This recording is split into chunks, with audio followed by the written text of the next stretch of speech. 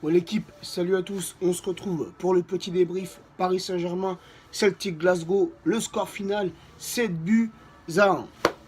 Avant de commencer l'équipe, le petit débrief, je voulais féliciter et tirer mon chapeau à ces supporters du Celtic Glasgow qui ont fait le long déplacement, il y a je ne sais combien de kilomètres de chez eux jusqu'au Parc des Princes, des supporters qui se sont déplacés.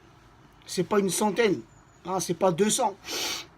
D'après Canal+, c'était entre 2000 et 3000 supporters écossais.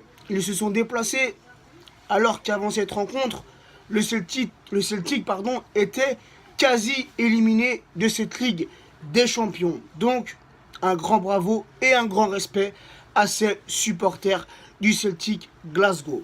Donc, la compo d'Unai Emery pour ce match: Areola dans les cages, Kurzawa latéral gauche, Alves latéral droit, la charnière du grand classique, Marquinhos, Silva, le milieu de terrain, Rabiot en sentinelle, Draxler milieu gauche, Verratti milieu droit, et cette attaque de feu qui a rendu fou cette défense du Celtic: Cavani en numéro 9, Neymar à gauche, Mbappé à droite.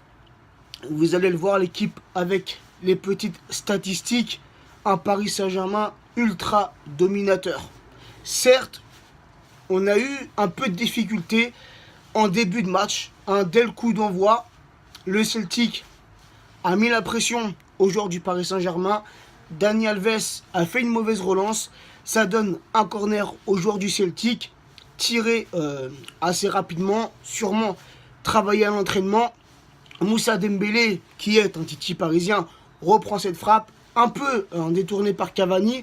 Areola la touche, mais ne peut malheureusement rien faire. C'est un peu dommage, hein.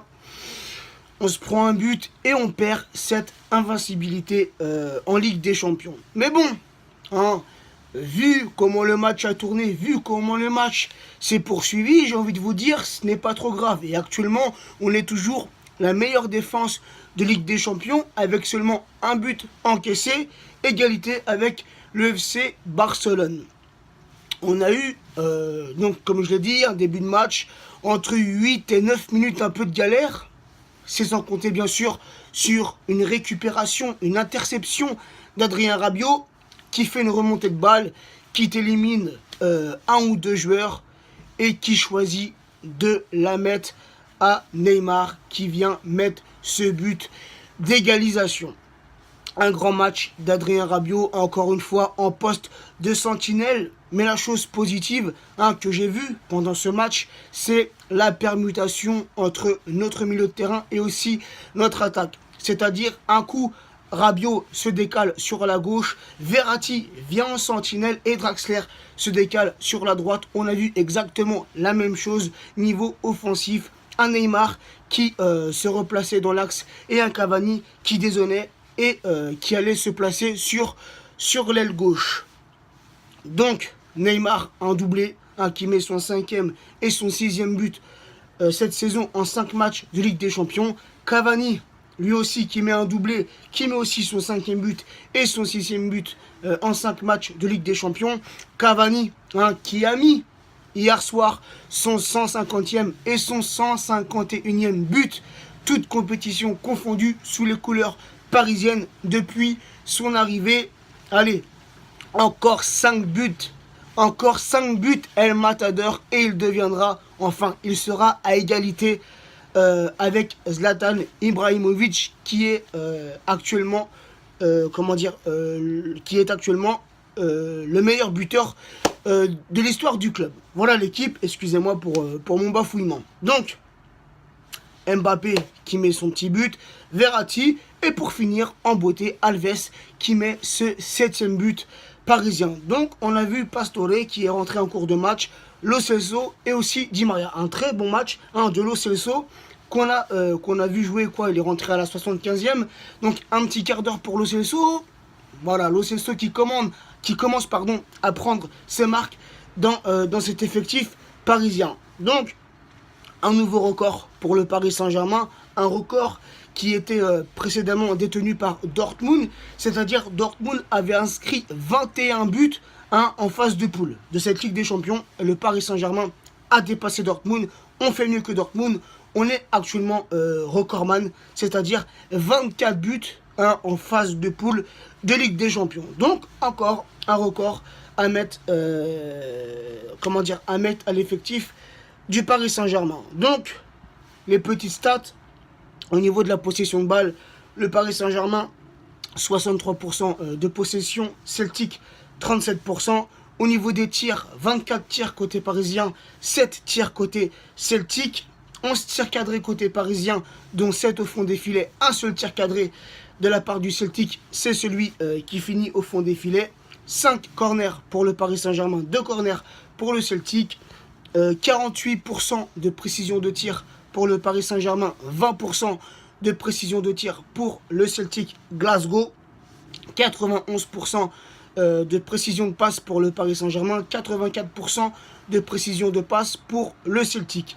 Au niveau des passes réussies, le Paris Saint-Germain a réussi 647 passes sur 712 passes tentées et le Celtic 331 passes réussies sur 392 passes tentées, 12 centres côté parisien et 7 centres côté Celtic Glasgow. Mbappé qui, comme je vous l'ai dit, a mis son petit but. Alors Mbappé, depuis qu'il a commencé à jouer en Ligue des Champions, ça veut dire avec Monaco l'an passé et le Paris Saint-Germain, c'est 11 titularisations pour 9 buts. À seulement 18 ans, j'ai envie de vous dire que Mbappé, c'est époustouflant ce qu'il arrive à réaliser. Il a encore de la progression, il a encore du chemin pour devenir un très grand joueur. Et en tout cas, il est sur la bonne voie. Donc, évidemment, satisfait de ce match. Les 3 points, meilleure attaque, meilleure défense à égalité avec le FC Barcelone en ces phases de poule. On peut se déplacer à Munich avec l'esprit tranquille. J'espère un résultat positif. Et même, je suis en train de me demander, bon, s'il y a un match nul ou bien sûr s'il y a une victoire parisienne, on finira automatiquement premier.